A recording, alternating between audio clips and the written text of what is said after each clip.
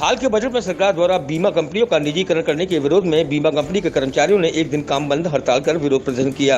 वित्त मंत्री मुर्दाबाद के जमकर नारे भी लगाए। United India officers association, general insurance employ all India association और संयुक्त मोर्चा ऑफ ट्रेड यूनियन द्वारा बुधवार को देशव्यापी हड़ताल के अंतर्गत मथुरा में भी प्रदर्शन किया गया।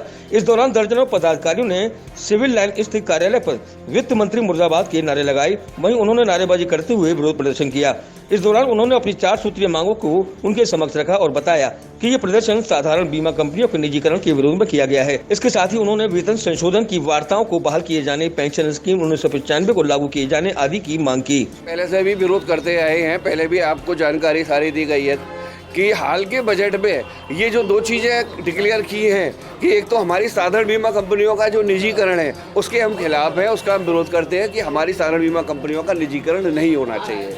दूसरा, वेतन संशोधन की जो वार्ताएं हैं वो नहीं हो रही हैं, तो हमारी ये मांग है कि वेतन संशोधन शीघ्र ही हमारा करा जाए और उसकी वार्ताएं बहाल हों। तीसरा ये है कि जो हमारी 1995 की पेंशन स्कीम थी वो ही सभी कर्मचारी अधिकारियों के लिए लागू होना चाहिए।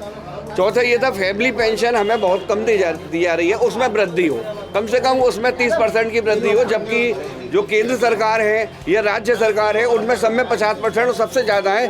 सिर्फ हमें मात्र गवर्नमेंट 15% का पेंशन वृद्धि है, उसमें हम मतलब वो हमारी एक मांग है कि उसको 30% करा जाए। और दूसरा ये जो इनका सहयोग होता है सरकार का, उसमें भी अनुदान की राशि कम से कम 14% करी जाए।